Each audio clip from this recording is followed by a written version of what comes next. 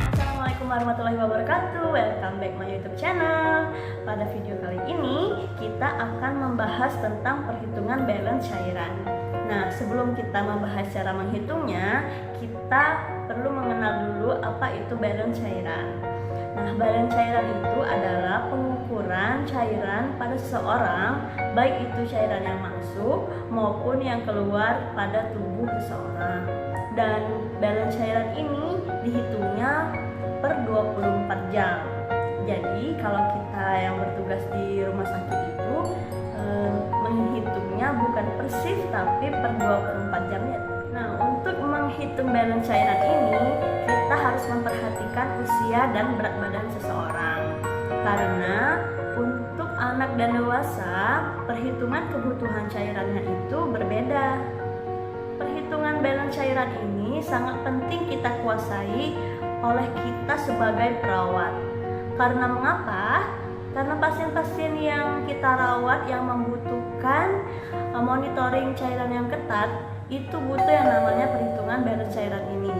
Contohnya pada pasien-pasien CKD, pasien ginjal lainnya, pasien DBD, pasien anak-anak maupun pasien-pasien yang dirawat di ruang intensif. Nah, sebelum kita melakukan perhitungan balance cairan, kita perlu tahu dulu yang mana kategori cairan yang masuk atau intake dan yang mana kategori cairan yang keluar ataupun output. Nah, cairan intake ini dibagi atas tiga macam, yaitu cairan oral, yaitu bersumber dari makanan ataupun minuman, baik itu dari NGT maupun dari mulut. Dan yang kedua dari enteral itu seperti obat oral ataupun obat yang diberikan melalui NGT. Lalu parenteral, yaitu obat-obatan yang diberikan melalui intravena seperti infus ataupun injeksi lainnya.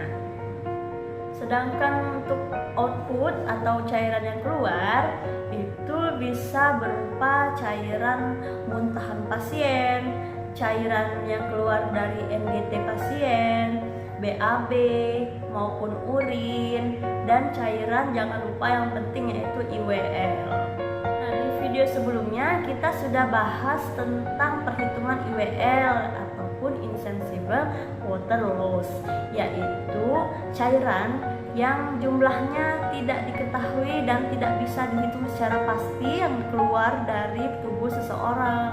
Nah, untuk rumus-rumusnya sendiri antara IWL pasien dewasa dan pasien anak-anak serta pasien dengan kenaikan suhu tubuh itu sendiri berbeda.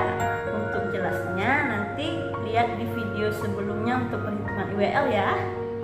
Nah, setelah kita mengetahui mana cairan masuk, mana cairan keluar, kita baru bisa menghitung balance cairan dengan cara cairan masuk dikurang dengan cairan keluar.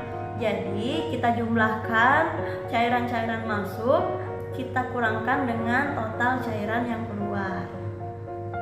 Nah, perhitungan balance cairan ini perlu dituangkan dalam sebuah form, yaitu form pemantauan balance cairan. Untuk di fasilitas-fasilitas kesehatan, khususnya di rumah sakit, form balance cairan ini nantinya akan disertakan dalam rekam medis pasien. Nah, untuk di RSUP Rifai Abdullah, kita menggunakan form balance cairan seperti ini. Nah, mungkin untuk di rumah sakit lainnya berbeda, tapi sebagian besar sama, intinya sama. Nah, form balance cairan ini dibagi menjadi 3 shift dalam 24 jam. Tadi kan pemantauan cairan kita butuh dalam 24 jam. Jadi petugas shift pagi, shift siang atau sore, dan shift malam. Nanti petugas shift malam akan bertugas menghitung balance cairan. Akan didapatkan balance cairannya positif ataupun negatif. Nah, balance cairan ini yang akan kita laporkan kepada dokter. Nah, teman-teman, baiklah, itu tadi pembahasan kita tentang balance cairan. Untuk teman-teman perawat yang bertugas di ruang rawat inap ataupun ruang intensif, tentunya semuanya sudah tidak asing lagi dengan perhitungan balance cairan. Terima kasih sudah